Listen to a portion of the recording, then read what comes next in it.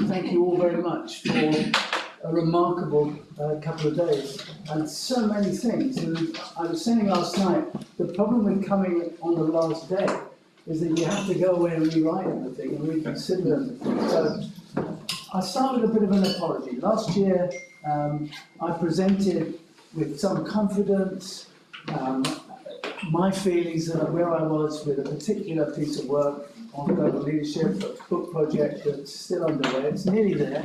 I hope this year, John, it would be here and I'll be selling it to you. But I got stuck, and I think it's quite interesting to reflect on that. And John and I met in London not so long ago, and I was explaining some of the issues. And they're related to many of the conversations we've had over the last couple of days. I started my journey. I'm going to take you through really the dilemmas and where I got stuck, and then I'm going to end by asking some questions and getting your help. I have to tell you, John, last year, following the presentation, I got a huge amount of email. Really very supportive, very helpful. It took my project forward a long way. And you will recall, those of you who reflect, that we were talking about trying to reconceptualise the issue of global leadership, and my worry as a non-leadership scholar that this really hadn't been well understood and well developed in the literature. We heard from Mike Walden yesterday this clamour for better leadership to enable and facilitate change of any kind and reform that was so critical in his presentation. And that simply underlines where I've been. So we started last year, if you recall, looking at whether we have a choice, whether we can change our behaviours and our approaches between this notion of a fragmented world or one which exploits more solidarity.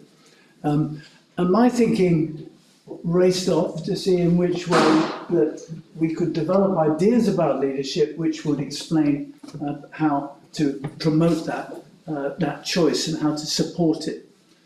This year I come to you with this notion that I think we're approaching a perfect storm, that there's so many things that are converging, many of which we've heard about, that make it really challenging for us to conceptualise leadership and the process of leadership and governance generally.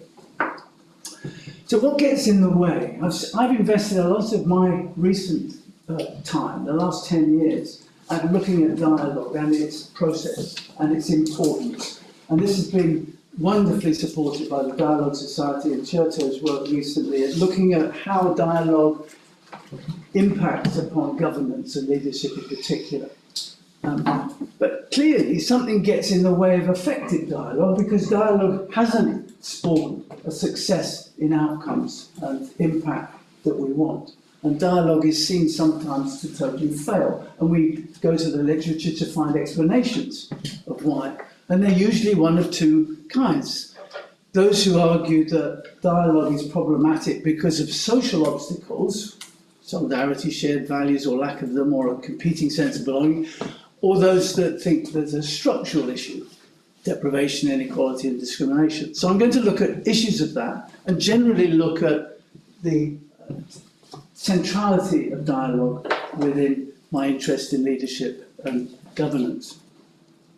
So this is really what I'm going to do, that little introduction, but I'm going to reflect on some of my disillusionment around the complexity that we need to deal with, look at dialogue and disconnection, and then I'm going to draw towards the end, more interestingly, because I can rabble and wrestle with all this all the time, at two experiences, partly of which caused me to rethink.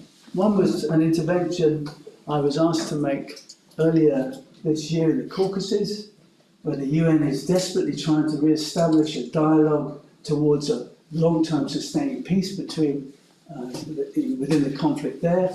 And I found it quite disillusioning and really problematic, and I'll share a bit of that. And then I want to finish with some working ideas.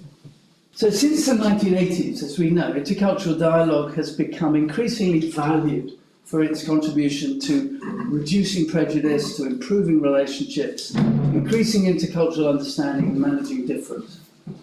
But research has helped us understand from lived experience how these perspectives contribute to meaningful and culturally appropriate social engagement. But theories of dialogue generally have largely been on the back foot when it comes to applying it to models of leadership and models of governance. And so there's a growing anxiety about the adequacy of leadership that was of interest to me and still is in our confusing and fragmenting and fast-changing world. We know that a better leadership requires new thinking about governance, new approaches perhaps that are refocused on potentials and realities in our complex world and on delivering positive change in that world. So this does suggest that we should search for new understandings and new arrangements for governance, and ones that might not resemble the models that we are more familiar with currently. So I've been looking critically, particularly recently, at how dialogue can both succeed and fail as a helpful tool for the social glue that Harvey was referred to yesterday in reinforcing social capital. We normally assume it does, and I suggest that it doesn't, unless there are certain other conditions in place. So what makes dialogue different? As I indicated earlier, sometimes it's a set of social conditions that aren't in place. More often than not, it's a set of structural conditions around deprivation or inequality. Or Kumar, the other day, talked about strategic environment that might actually contextualise the dialogue and make it really problematic. So my dilemma, this what I call ready for a perfect storm, the stakes are very high. We're living in a period of great uncertainty, great risk, a period of failed systems, failed governance in important parts of your life. I would never have predicted, even as my first training was an economist, that we would reach this stage with a health system that's failing, with a financial system that's collapsed and has not recovered, with a system that protects our planet that's leading us into existential threats, and with the systems of government that John was referring to yesterday, where the liberal democracy itself is on the decline systematically. Humanity faces, in other words, a whole set of problems brought about by the failure of systems in which it operates. And I had to factor this in to my thinking about how collective and global leadership might respond. So as we've heard so powerfully from others over this last couple of days, and at the same time as all this is happening, we have a geopolitical balance of power that's in flux as we transition from what some refer to a unipolar world to one which is something completely new. And as we see in the terrible war Russia imposed in Ukraine, transitions are characterised by higher tensions, competition, mistrust, and much more high risk of violent conflict. The threats and rhetoric of Putin this morning simply serve to underline that. So these developments separately, and even more so when compounded, increase the risk of global conflict, depending on how we as individuals, societies, states, and organisations decide to act, to use dialogue and apply leadership. As I reflected, we staggered through, in the period I was working on my project, through a period of shared experience, the like of which I'd never had before in the COVID pandemic, and watching not just how we managed here, but how others managed across the globe. And it reminded us that in order to manage such risk effectively, in other words, in ways that maintained our peace and security, we need to invest in strengthening the resilience and adaptive capacities of our social networks and governance system at all levels. So what leadership concepts then and methods can guide us in this evolving context, now and in the future? For whatever purpose, human security seems a very good place to focus on when looking at what better concepts might apply. We have lots of shortcomings, and we've heard a lot about them in the last couple of days, of dialogue in governance, what I call the failure of a determined design model. The collapse in August 2021 in Afghanistan took me a long time to process. Made for dramatic news, of course, interventions like the one in Afghanistan represents a highly concentrated international effort to build state and social institutions according to this predetermined international standard, in many cases backed by military force and by billions and billions of dollars spent on stabilisation, development and peace-building programs. Most of these initiatives we now know have been unable to transform the underlying factors that drive violent conflicts in these countries. What these experiences, I think, and both in Afghanistan and elsewhere, have demonstrated is that it's just not possible to design and implement what I call mediating governance. For example, a community violence reduction initiative in Iraq, or security sector reform in Somalia, and predict any certainty how they will, what the outcome will be. Nor can we use a dialogue model that has performed relatively well. I'm fascinated by anticipate the paper on South Africa. We take the Truth and Reconciliation Commission in South Africa as a good example of a dialogue process. We can't expect to repeat it elsewhere with the expectation it will reproduce the same result.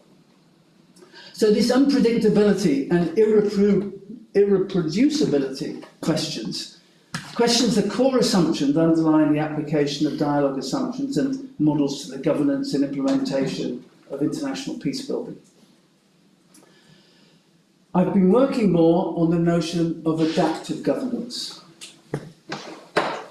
And I'm interested to look at how to reconfigure this in the context of my project.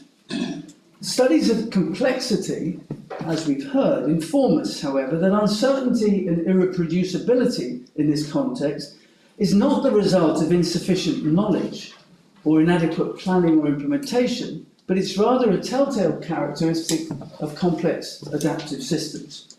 And as we know here in our CRIT community, one way to highlight the unique characteristics of complex systems is to contrast them with complicated systems. And we've done that repeatedly in different presentations. A complicated system, as we know, can potentially be fully understood and predicted. Designing and building a house or a building, launching a rocket into space. They're highly complicated processes, but we know that there's a reasonable chance of success that they can be repeated. In fact, the Russian rocket that's still going up has been with us since 1967. In contrast, non-linearity clearly plays a critical role in the emergence and self-regulation of complex systems, including social systems, as our experiences in Palestine, in Iraq, in Kashmir, in the Caucasus most recently, and Northern Ireland demonstrate. The non-linearity inherent in complex social systems implies exactly that. Thank you. So I've been confronting the apparent impossibility of predetermining what kind of societal arrangements will generate self-sustainable peace in a specific context, and the impossibility of pre-planning a series of steps that can lead to such societal arrangement.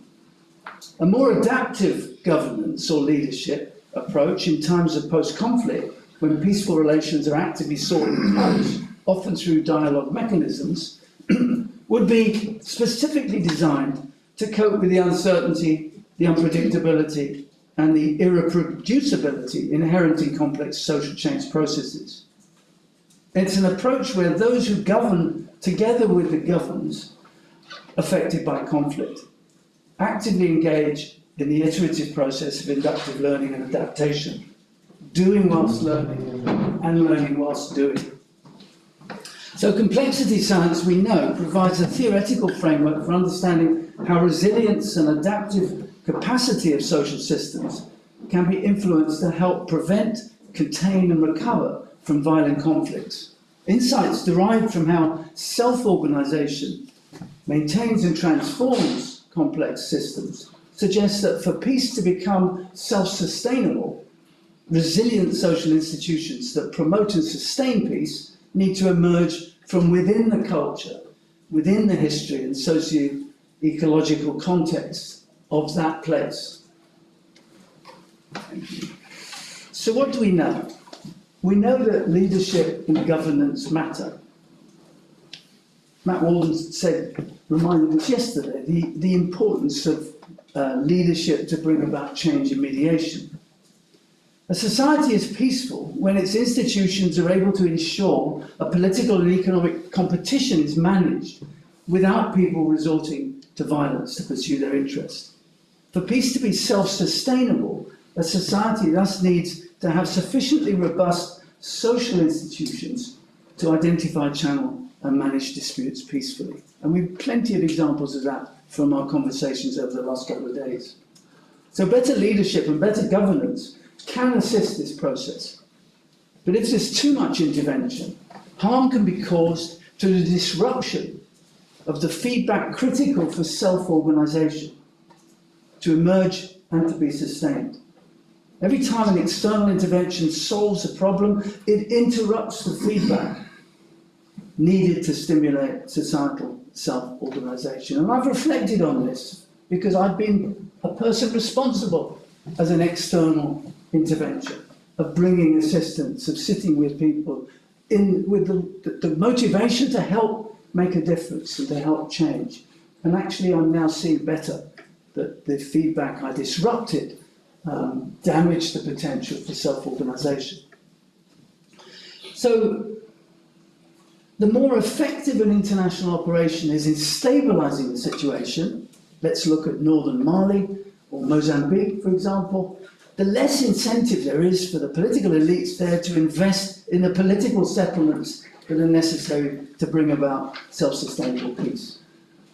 I was involved at one time in my career with negotiating water rights in the Palestinian territory, just sitting down and discussing between the Palestinian Authority and the Israelis the shared distribution of water access. This is a critical factor for peace, sustainable peace.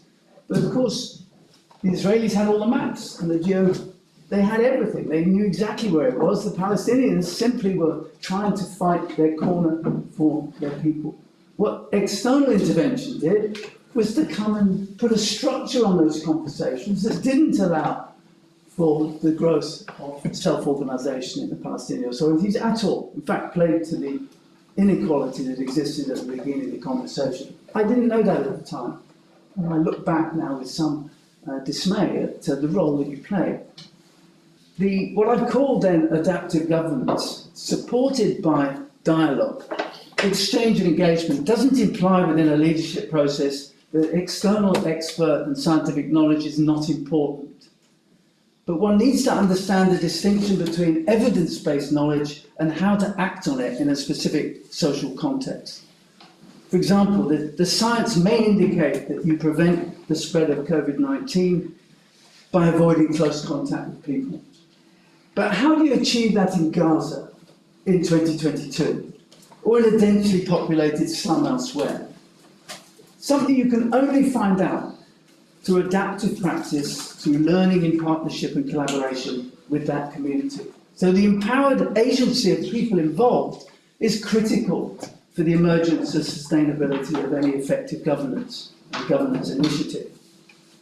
So you see my concern about driving ahead and conceptualising leadership options without taking on board how leadership must stop and every now and then look over its shoulder to see what's happening behind. Next slide, sorry. Adaptive governance is thus a conscious effort to achieve people-centeredness by placing the affected community in the driving seat of an iterative, doing whilst learning process aimed at navigating the complexity inherent in trying to nudge socio-ecological change towards a sustaining peace without causing harm. And our work on trust, we know that central to people-to-people relationships and coexistence, and the importance of focusing on behaviours. Next slide. And I want to finish by drawing on some recent experiences. We slipped a bit quickly. As I said earlier this year I got involved with the UN's initiative within the Armenia-Azerbaijan conflict. And I spent a week, a fascinating week, true to Mike Baldwin's description, someone totally unprepared, totally untrained, thrown into a tent in the middle of Shusha, in a very interesting place, with every goodwill in the world, and some credibility with both governments, which made me an asset, I suppose, at one level, but no real experience of the mediation challenge that existed. But what did I learn? I learned that there was an overemphasis on structure, which is the point of my earlier ramble, and much less attention to behaviours. A desperate concern to resolve the structural differences that existed between the two. And I came away and reflected, what could make a real difference in the construction of a sustainable and more peaceful relationship between the two sides, which since April, are killing each other again. 186 deaths within the last week of young men who have families, who have brothers and sisters. What can change? And it did seem, in the conversations we had, these three changes of behaviour came out very powerfully. I shared them with John in London, and I've reflected on them a lot more since. And these are my questions to you. These are not resolved conclusions. But I think instead of proposing structural social conditions for better dialogue between the two sides in the Caucasus, instead of simply relying on defining the journey and the destination, why don't we sit down and discuss what sort of behaviours need to change in everybody at all levels, from bottom up, that might lead to a more conducive context for all those fancy discussions that are going to have to take place. And these three things begin with A, so I remember them. One is a sense of acceptance. Just talk about acceptance. So we live in a world of difference, we live in a world of struggle and competition. We find it hugely difficult to cope with that difference. We don't have the training on that.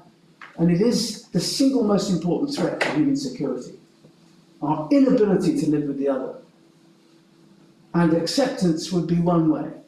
Unambiguous, clear commitment to saying, I am who I am and you are who you are. I don't have to like you, I don't have to trust you, I don't have to even agree with you.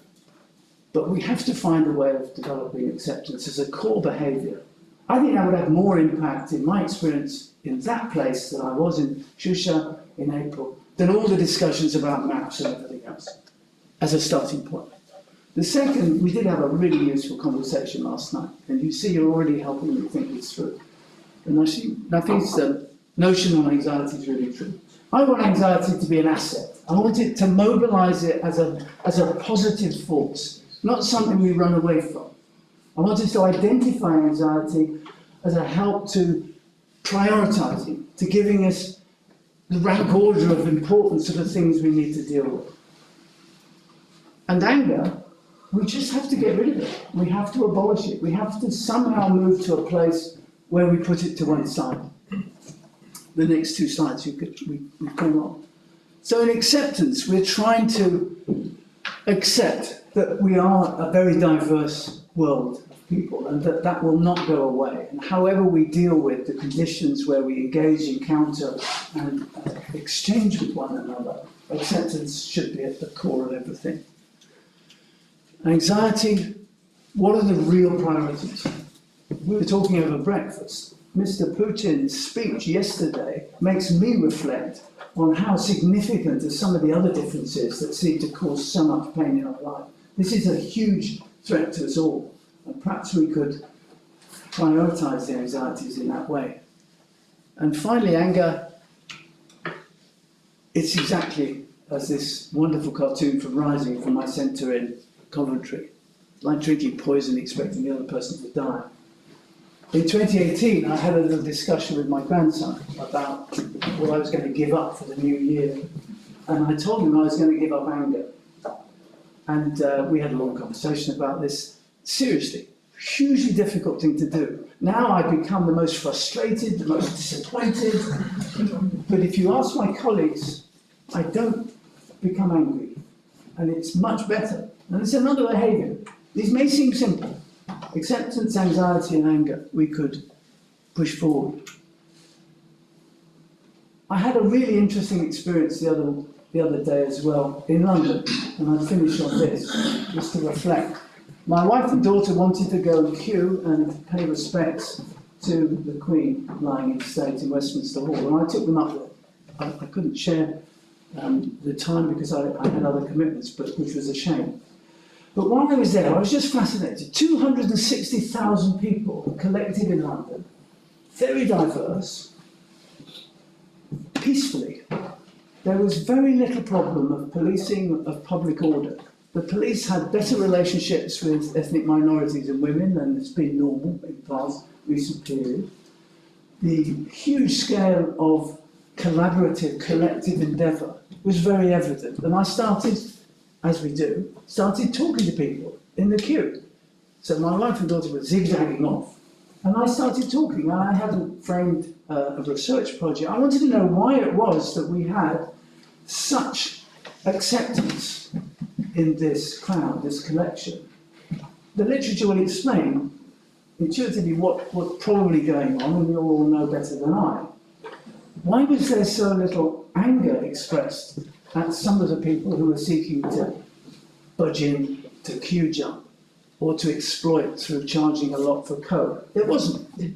And I was talking to people and asking them about how they were feeling and how they were thinking and what was driving it. Was it just that you all had this wonderful thing in common? Don't think so. I think there was something else at work. And I think people had contracted, however explicitly or implicitly, to changing their behaviour for this period. This little bit of all in it together, whatever. And it was just interesting to see.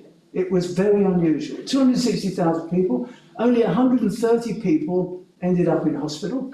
This was not a group of people selected by their fitness to stand for 11 and a half hours. Something was going on that only 130 odd people got into hospital. Only 1,000 people, 1,200 I think, had needed first aid of any kind. 11 or 12 hours standing in a queue. So there's something to observe there and something to reflect on. And my takeaway was that there was a change in people's behaviour, for whatever reason.